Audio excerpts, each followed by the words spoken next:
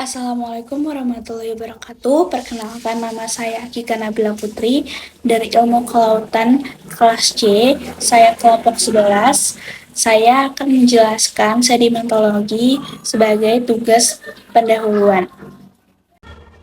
Sedimen sendiri merupakan bahan atau partikel yang terdapat di permukaan bumi, baik di daratan maupun di lautan, yang telah mengalami proses pengangkutan atau transportasi dari satu tempat ke tempat lainnya.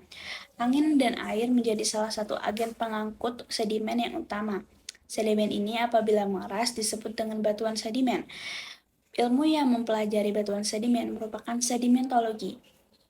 Sedimen adalah salah satu material atau pecahan dari batuan, mineral, dan material organik yang melayang-layang di dalam air, udara, maupun yang dikumpulkan di dasar sungai atau laut oleh pembawa atau perantara alami lainnya. Sedimen pantai dapat berasal dari erosi pantai, dari daratan terbawa oleh sungai, dan dari air laut dalam terbawa oleh arus ke daerah pantai.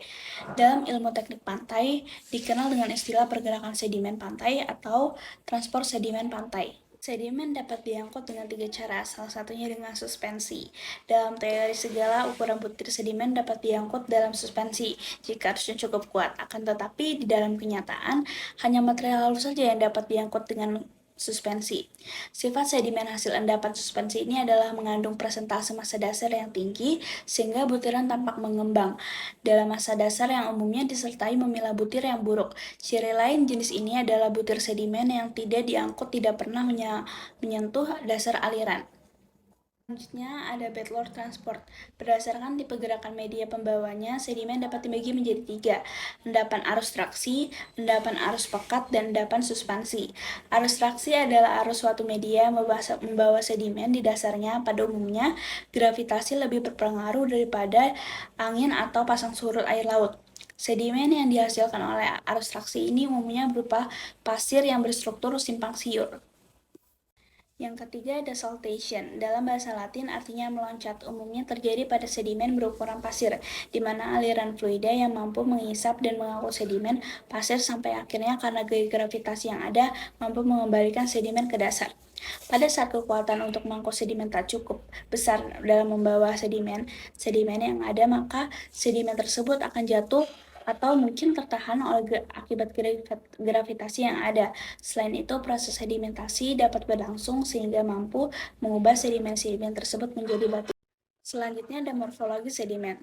Morfologi atau bentuk partikel atau yang biasa dikenal dengan bentuk luar dari partikel sedimen mempengaruhi sebaran sedimen pada dasar perairan. Karena bentuk yang berbeda akan dihadapkan pada jarak yang berbeda dari sumbernya oleh kekuatan energi transportasi yang sama. Dari hasil penguji kerikil yang berbentuk bulat atau butiran pasir dapat diketahui sejarah proses transportasi seperti jarak yang dibutuhkan selama proses transportasi ini.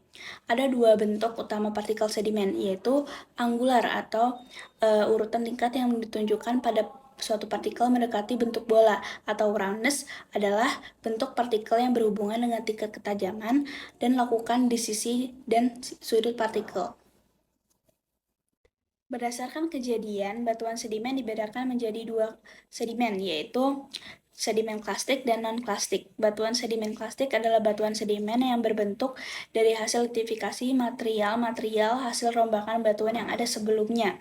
Sedangkan batuan sedimen klastik adalah batuan sedimen yang berbentuk dari material hasil aktivitas kimia, termasuk biokimia atau biologis. Kedua mekanisme pembentukan batuan sedimen tersebut dikenal dengan istilah tekstur sedimen.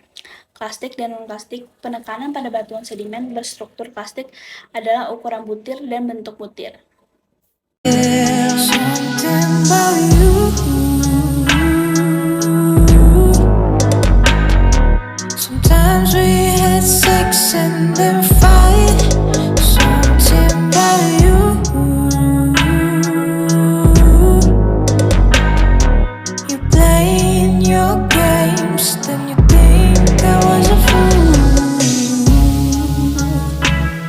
Demikian adalah presentasi saya mengenai sedimentologi untuk penugasan tugas pendahuluan.